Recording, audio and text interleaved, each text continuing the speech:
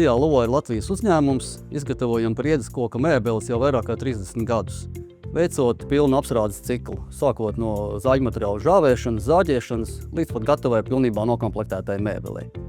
Tas ir dažādas komodes, skapji, gultas, būtībā jebkura iekštelpu mēbele, izņemot krēslus. Lielākā daļa mūsu klientu atrodas Vācijā, piegādājam arī uz Franciju, Lielbritāniju, nedaudz kaut kas paliek arī Baltijā.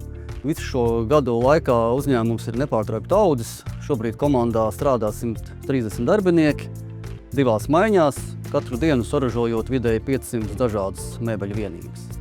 Un kas ir svarīgi, ka šī attīstība ražošanā ir gājusi kopsolī ar attīstību vīdes jautājumu risināšanā, kas mums ir īpaši svarīgi.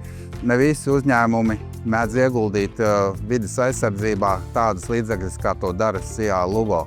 Respektīvi arī esam tagad kokapstrādes cehā, kur ir izvietoti automātiskie filtri, kas uztver putekļus, un faktiski tādā veidā arī sabiedrībai nodrošināt, ka izmeši nenonāk atmosfērā, un attīrītais gaiss savukārt atgriežas atpakaļ cehā. Luvo arī krāsu lakošanas cehā ir uzstādīti filtri un pāriets uz ūdens bāzes krāsām, tādējādi izvairoties no GOS izmešiem atmosfērā.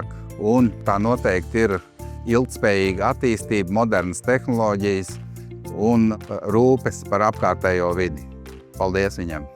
Arvien vairāk izmantojot atjaunojamos resursus un investējot jaunās iekārtās, iegūstam efektīvāku darbu, resursu ietaupījumu un attiecīgi mazāk ietekmi uz vidi, ko ļoti atzinīgi novērtē arī mūsu klienti.